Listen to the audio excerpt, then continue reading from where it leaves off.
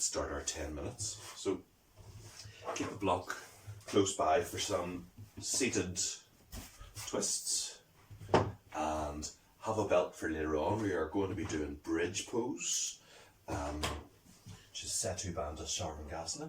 But first, downward dog. Take your time to lengthen into it, high on the balls of the feet. Okay.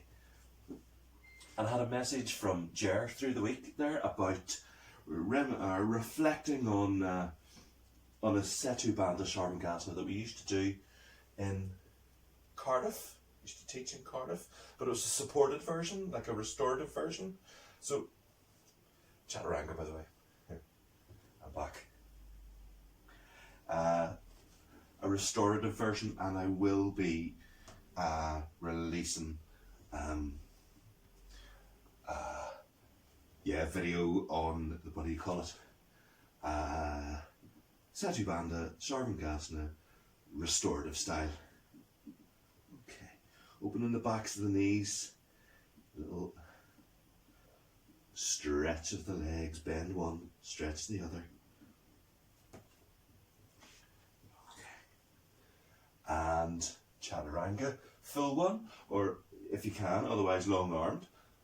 Okay, full one. We're not going to go into upward dog as yet. Downward dog. There we go. So, and take your feet to the floor. You can always rest down in the pose of the child. Yeah. Do active arms, forehead rested, or you can do passive arms. Yeah. And if at any point in the yoga class, it's getting a bit much, you need a break, feel free to rest down in that. Probably shouldn't have taken me 27 days to tell you that, but there we go. Inhale, lift. Exhale, twist. Inhale, lift. Keep that lift.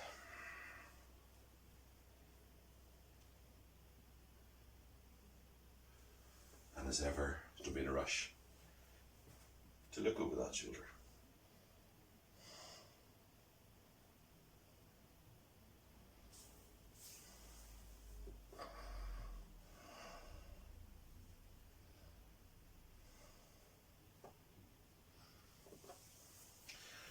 And once more each side.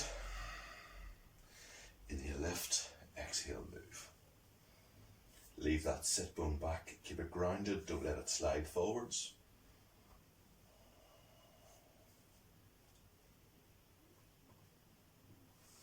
And relax. Inhale, lift, exhale.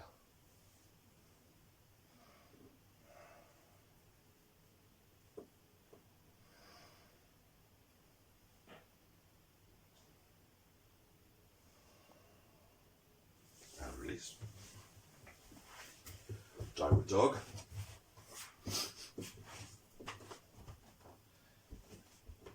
So you should have a better idea of where you can go to in this, just because we have set the ground in the practice. Nice to start high on the balls of the feet now, lengthening the heels back to the wall behind you. Okay. Downward dog, I'm going to have a big step forwards for Warrior 1, Virabhadrasana 1. I'm going to go without the block just for the sake of the flow. And then lift. So bringing the hips round to face the front. Keep the back heel down if you can. Tailbone long. Okay. If you get your back heel down, you might have to let this back leg hip sort of drift back a little bit. As long as you can keep, reducing that lumbar arch by lengthening your tailbone towards the floor. And lift and look up. Gentle arch. Okay. To the floor. Downward dog. Set it up, take a breath, or 5. Head in line with your arms or hanging down. Yeah.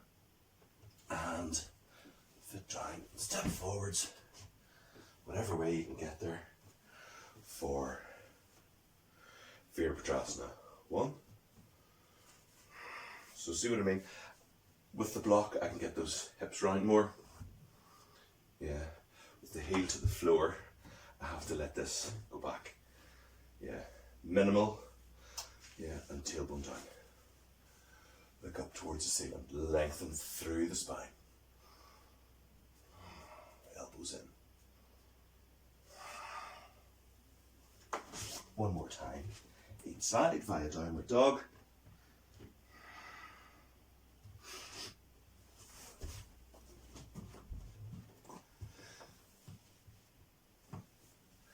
And I'm coming up and I'm trying to come up from the whole of the pelvis. Yeah. Not just arching through the back. Tailbone down. Elbows in. Look up.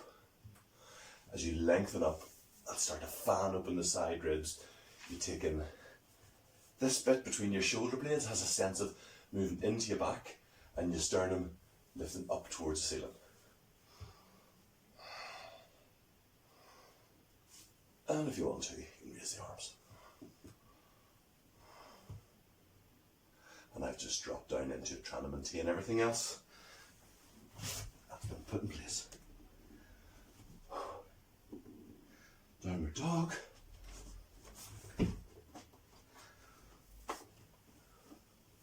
If you can, you're meant to have your hands there. Gracefully put your foot between your hands. Yeah, I'll let you know when I get there.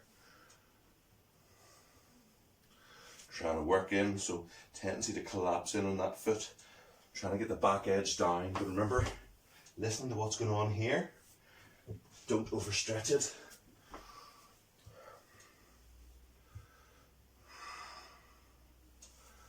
Look up.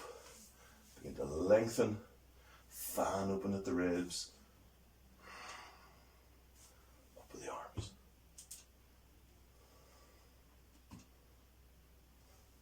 Downward dog.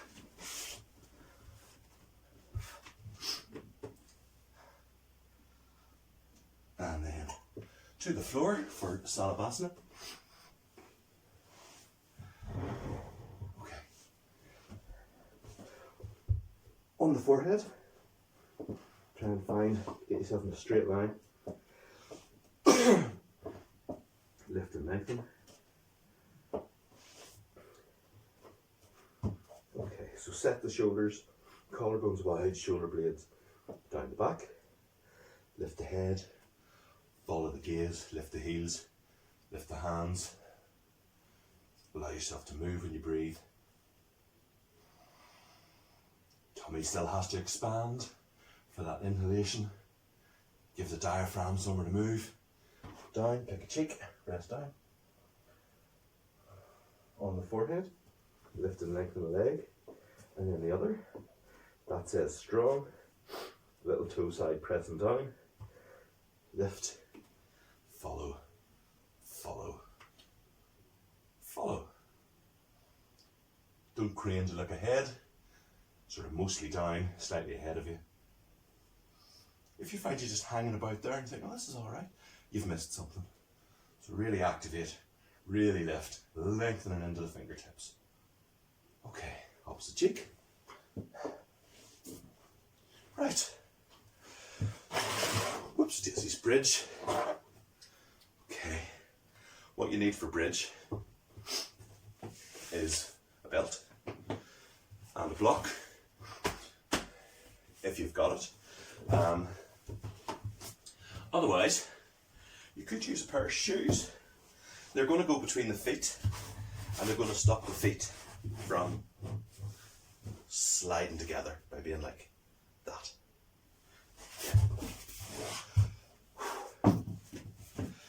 Belt is for the hands. Excuse me. And one last thing. Right. You're going to go under the tops of your shoulders in this, and your neck stays long, and your head and neck and shoulders are on the ground. Okay. As soon as your hips come off the ground, you're not to move your neck. Okay. It's high risk of injury. Don't do it. So I'll not be looking at the camera. There we go. And as I say, there is a restorative version of this, which I will give its own dedicated time to, because it's really, really quite special. So belt through to the hands. Yeah.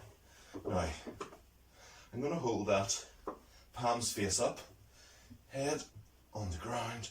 Okay, tuck the shoulders in and down. So I'm flat on my shoulder blades, wide across the collarbones, and then lift.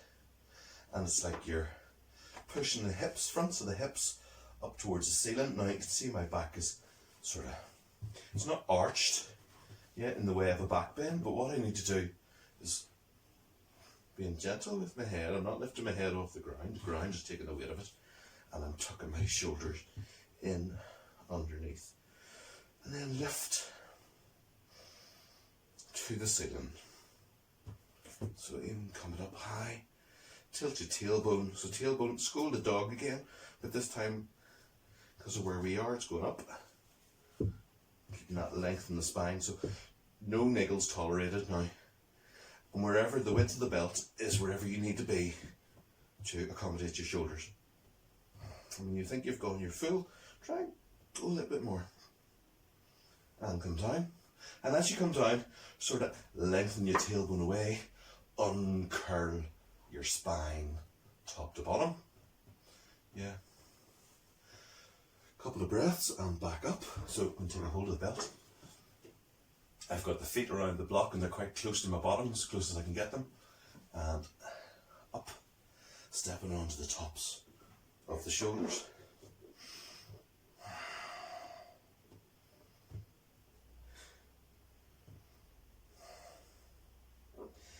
And this is really good for working all three muscles of the glutes.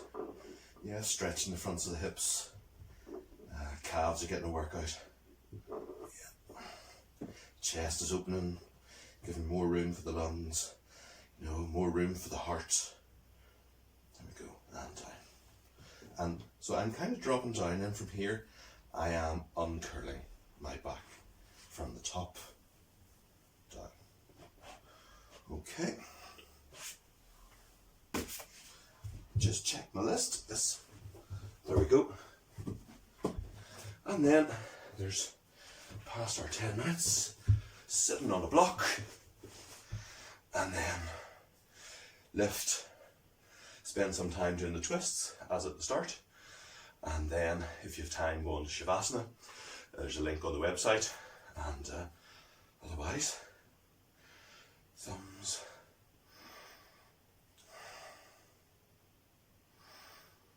Namaste. Thank you. Okay, cheers, and see you tomorrow. Last day of back bends. Cheers.